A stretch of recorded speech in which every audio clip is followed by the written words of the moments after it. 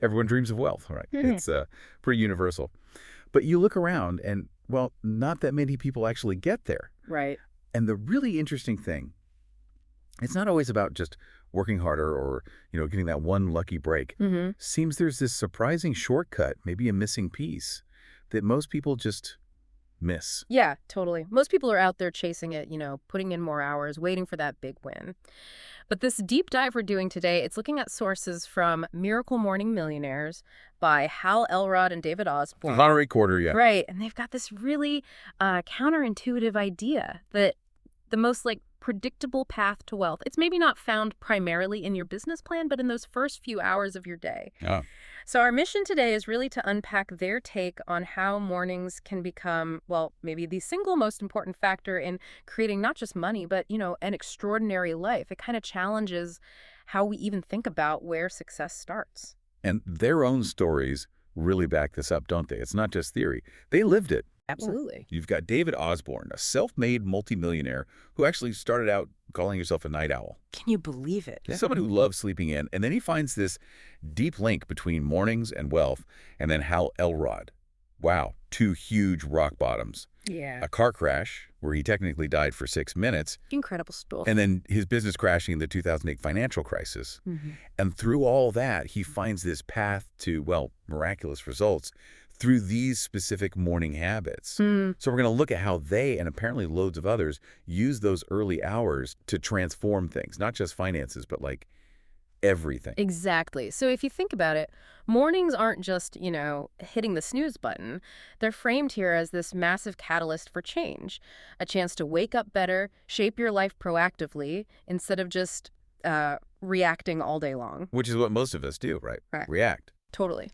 And the research they mention suggests morning people, they tend to be more proactive, better at seeing problems coming, and often have more career success, even higher wages. They just seem to handle stress better, too. It's about being in the driver's seat. Yeah, I can feel that difference, that Yeah. feeling of playing defense versus offense for your day. Yeah.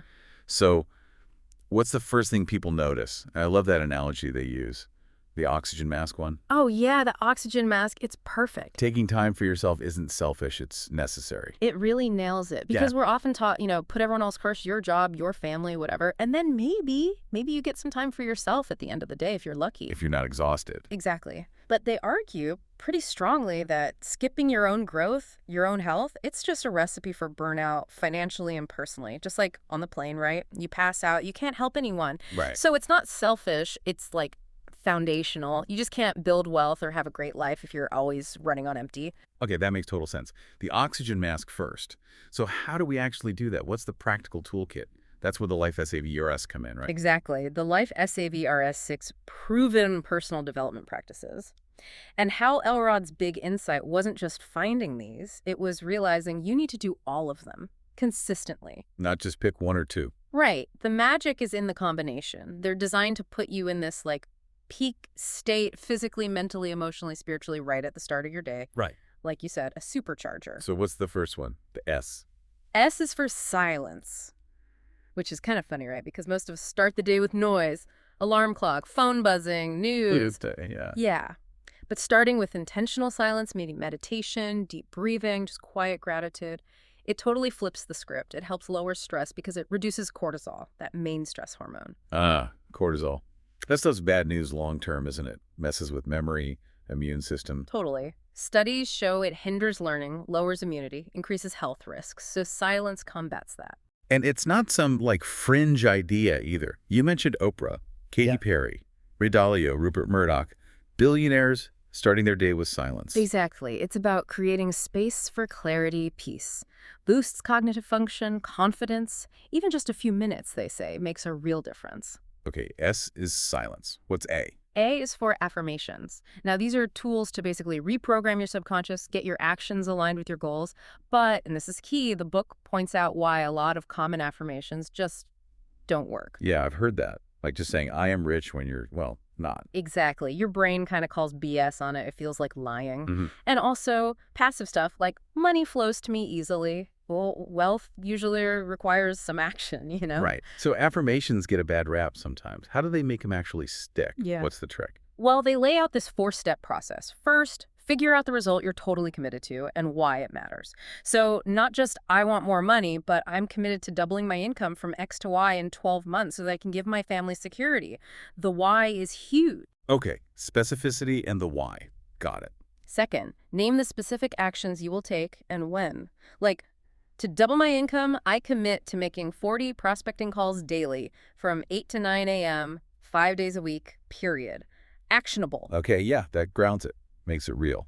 Third, you gotta recite them daily, but with feeling. Like, emotion, just mumbling them won't cut it. You need to feel the excitement, the determination, connect with the person you need to be. Feel it like it's already happening. Exactly. And fourth, keep them updated. As you grow, find new quotes, set new goals, weave them in. It becomes this living document that guides your subconscious. Okay, that feels much more powerful than just repeating phrases. Next is V, visualization. Yep. V for visualization, using your imagination to create this really compelling future. It gives you clarity, motivation. And the science is cool here. Mirror neurons. We're neurons. Yeah. Those are the things that fire when we watch someone else do something. Exactly.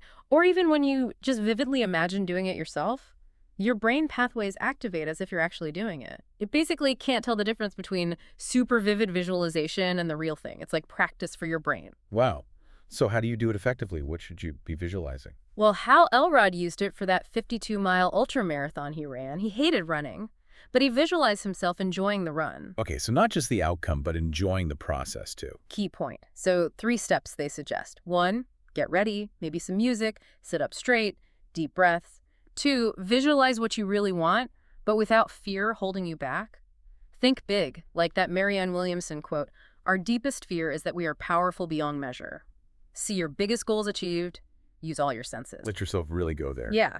And third, visualize yourself actually taking the steps needed to get there, and crucially, enjoying those steps. See yourself making those calls confidently, crushing that workout, feeling good about the effort, especially the stuff you normally dread. Combining affirmations and visualization. Sounds like a serious mental boost. It really is. Turbocharging the subconscious, like you said. Okay, so SAV, what's E? E is exercise, a core part of the miracle morning. Even just a few minutes gets the blood flowing, boosts energy, confidence, brain function.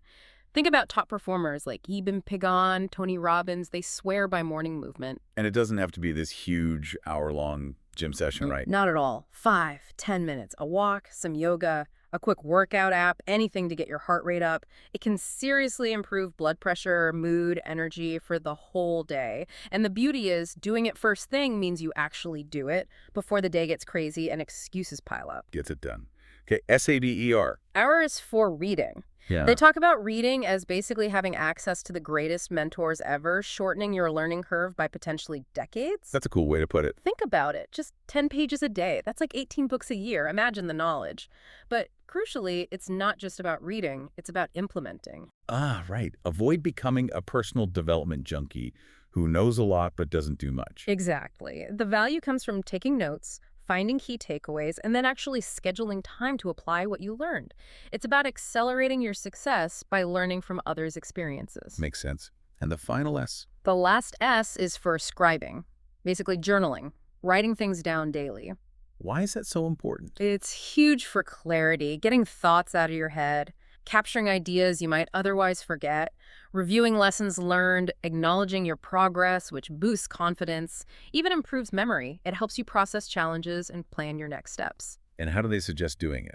Any specific way? Not really a rigid format. Could be a physical notebook, could be digital. The main thing is committing to it daily, even if it's just for 5 minutes. You can just dump your thoughts, track goals, reflect on the day before. It's a powerful way to see how far you've come. Okay, wow. The Life SAVERS, silence, affirmations, visualization, exercise, reading, scribing, that's quite a morning routine. It is, but doing all 6 together is where they say the real magic happens. All right, so we've got the power of mornings in the SAVERS. Now, let's shift gears a bit to the Millionaire Blueprint part. The mindset, the strategy. They start with this really interesting game show analogy about choosing wealth.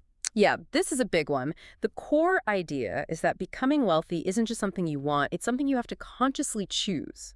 There's a huge difference. Wanting versus choosing.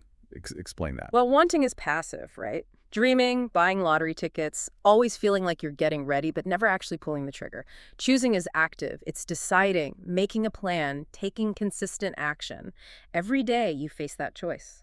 Stick with the old habits or actively choose the path to wealth. And that applies to big decisions, too, not just daily habits. Definitely. Like choosing a house. Do you buy the biggest one you can barely afford because your neighbor has one? Or you maybe choose one with a rental unit that helps pay the mortgage? That's a choice reflecting a wealth mindset.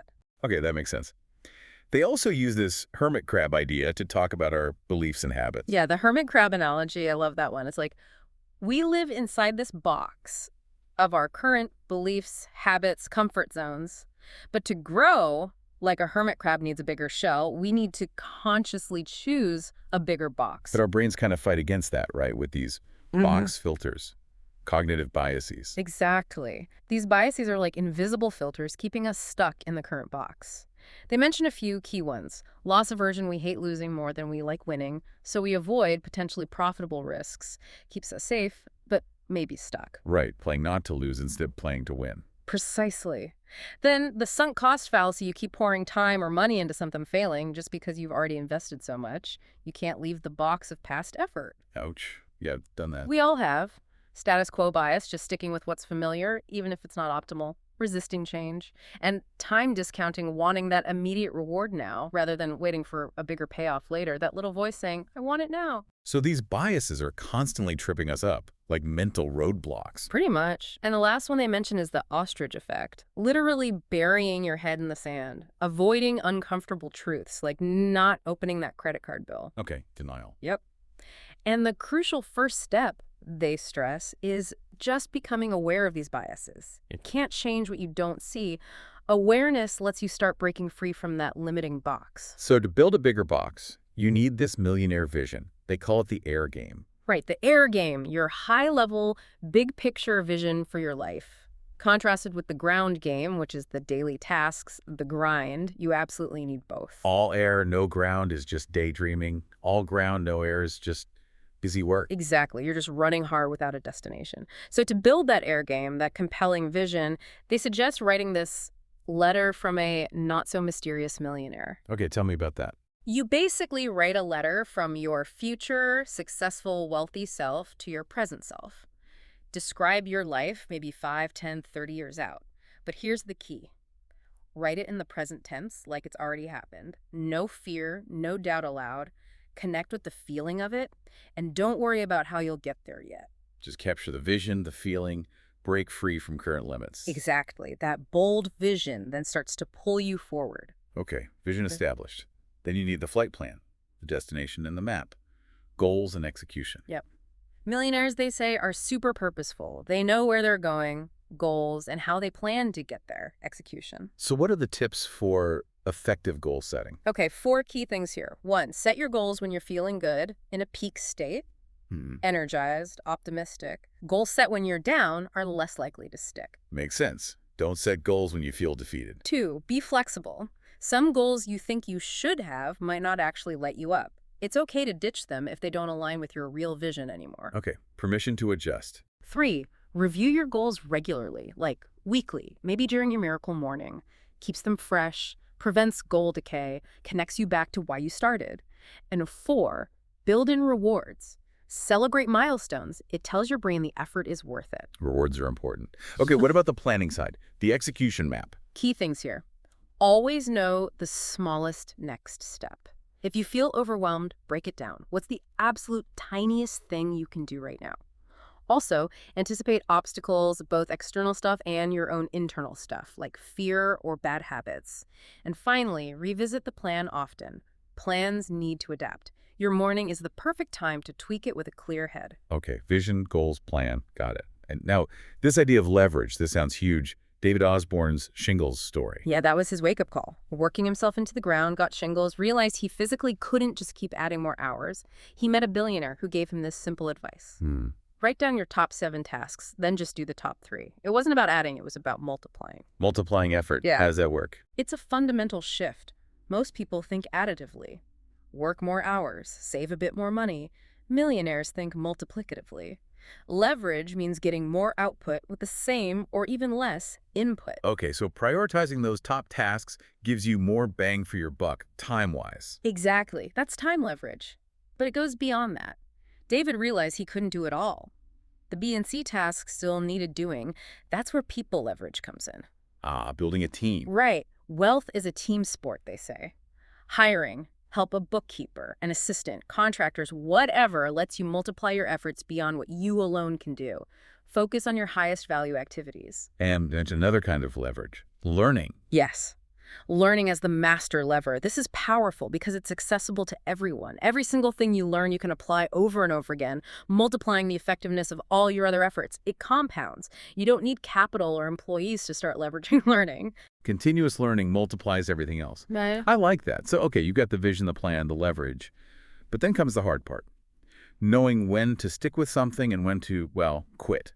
The grit versus quit dilemma. Yeah, this is tricky. And Hal Elrod definitely faced this, right? After the crash, after the business failure, quitting would have been understandable. Totally. But the book isn't saying never quit. It's more nuanced. It talks about bad reasons to quit, like making mistakes. That's a chance to learn, not bail.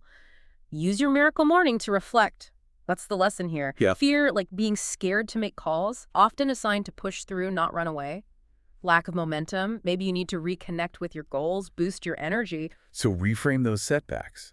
But sometimes quitting is the right call. How do you know? They borrow Chris Guillebeau's 2 crucial questions for making a good quitting decision. Question 1, is it working? Meaning, financially, is it actually viable or moving in the right direction? Question 2, do you still enjoy it? Okay, is it working and do you enjoy it? Right. So, if it's not working financially, Andy, you don't enjoy it anymore. Time to quit. Strategic retreat. If it's not working, but you do still enjoy it, then you need to change something. Pivot, adapt. Don't just quit yet. Huh? And if it is working financially, whether you currently enjoy it or not, stick with it. Maybe find ways to enjoy it more, but don't abandon something that's producing results. It's a framework for rational decision-making, avoiding emotional traps like sunk costs or fear. That's actually really helpful, a clear framework. Okay, so we've covered mindset, habits, strategy. Let's talk brass tacks. Part 4, show me the money. How does this all connect to actual finances? Right. They frame money as a measure. It's not the be-all and end-all goal itself, but it's a useful yardstick. It measures how well you're applying these principles, how much value you're creating. In a way, it measures how much you are growing. Interesting perspective. Yeah. Not chasing money, but seeing it as feedback. Exactly. And they lay out 5 key money principles. First, wealth begins with personal finances. Simple, but crucial. You got to manage what you have now, however little. If you can't manage $100, you won't manage $100,000 well. Master the basics first. Second, money has velocity. This is about the difference between slow money sitting in savings and fast money that's actively invested and working to generate more money. Money needs to move to multiply. Okay, push your money to work. What's third? Third, risk and return. Building serious wealth usually involves understanding and taking calculated risks. There's really no shortcut to significant wealth without some level of risk tolerance. No free lunch, basically. Pretty much. Fourth, multiple streams of income. This is huge for building wealth faster and reducing risk. Don't put all your eggs in one basket. Hal Elrod himself created like 9 extra income streams after his coaching business books, speaking, courses, communities. Wow, 9 streams. How do they suggest someone starts developing those? They have a 5-step process. 1, clarify your unique value. What can you offer? 2, identify your target audience who needs what you offer. 3, build a community around it, maybe an email list, a Facebook group. 4, create the actual solution, the product or service. And 5, plan the launch, build excitement. Like a mini business plan for each stream. Kind of, yeah. And the 5th principle ties back to David Osborne, wealth building with real estate. This was his main path. He emphasizes it's proven, has a relatively low barrier to entry compared to some things, offers both rental income, passive, and appreciation, long-term growth. And it's accessible regardless of age or background. It's consistently been a major wealth creator, hasn't it? Historically, yes. Yeah. More millionaires made through real estate than probably any other single way. Okay, so the principles are clear. But to execute all this, you need sustained energy, right? Going back to that idea of not running on empty. You talk about energy engineering. Absolutely. This is critical. You can have the best plans, but if you're drained, forget it. And they're pretty direct. Prioritize the consequences of your food choices, not just the immediate taste. Think about how it makes you feel later. Exactly. That sugary donut might taste good now, but does it lead to a crash an hour later? Probably. They push whole living foods. Even simple swaps, like having healthy fats, first thing maybe some coconut oil or MCT oil in your coffee, can provide steady fuel instead of spikes and dips. They even include a recipe for a Miracle Morning superfood smoothie. Fueling for performance, not just pleasure. What else besides food for energy? Sleep. Non-negotiable. Optimal sleep, usually around 7-8 hours for most adults, is vital for memory, creativity, mood, health, everything. Skimping on sleep tanks your productivity, compromises your immune system. It's just counterproductive to high performance. We all know it, but it's hard to prioritize sometimes. True. And then there's rest. They make a distinction between rest and recreation. Rest is intentional quiet time to truly recharge. It could be 5 minutes of mindful tea drinking, journaling, maybe a short power nap. It actively melts stress and refreshes your mental batteries. Strategic downtime. Okay, eat well, sleep well, rest intentionally. How does that fuel connect to focus? High energy without focus can just be chaotic. Totally. Energy needs direction, so they outline 4 ways to cultivate that unwavering focus needed for big results. First, choose a focus place. Have a dedicated spot where you do your deep work, free from the usual distraction. Concentration zone. Second, clear the unfocused clutter. Both mental clutter, get everything out of your head onto a master to-do list, and physical clutter. Tidy space, tidy mind, like the Marie Kondo idea. Declutter inside and out. Third, protect from interruptions. This is huge. Turn off notifications. Set boundaries with people when you need to focus. Be ruthless about protecting that time. And fourth, build a foundation for focus by regularly asking yourself 3 questions. What should I keep doing or do more of? What should I start doing? What should I stop doing? Stop doing. That's often the hardest one. It is, but it forces you to apply the 80-20 rule. Identify and ditch the low-value tasks that drain time and energy, and double down on the 20% that actually produce 80% of your results. It's all about intentionally engineering your life for focus and effectiveness. Wow. That is a comprehensive system. Yeah. From the morning routine right through to energy and focus. It really feels like a complete approach. It really does aim to be holistic, yeah. So wrapping this up for everyone listening, we've covered a lot today in this deep dive into Miracle Morning Millionaires.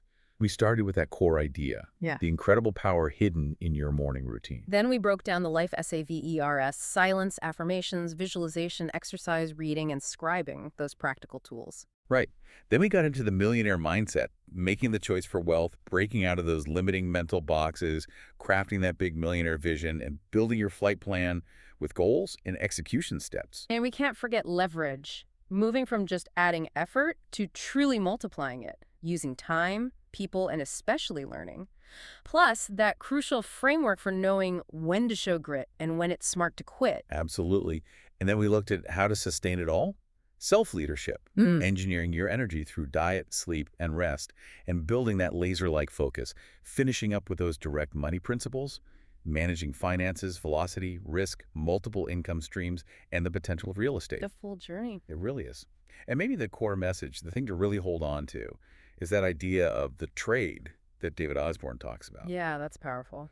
You're essentially trading your old self, the one who hits snooze, procrastinates, reacts all day, for this new, intentional, growth-focused version of you. In that journey of becoming better, that self-improvement, that's the real path to the wealth and the extraordinary life they talk about. It's the shortcut, hiding in plain sight in your mornings. Beautifully put. And maybe as a final thought, something provocative for you to chew on. They introduce something called the miracle equation in the book. It's deceptively simple. Okay, what is it? It's unwavering faith plus extraordinary effort, miracles. Unwavering faith plus extraordinary effort equals miracles. Yeah. It's not just words, it's a challenge. Think about it. What goal seems impossible right now? What would you dare to pursue if you truly, deeply believed in that equation? That's a powerful question to end on. So the challenge for you listening is, what decision will you make tomorrow morning? How will you start to embrace that equation and begin transforming who you are becoming?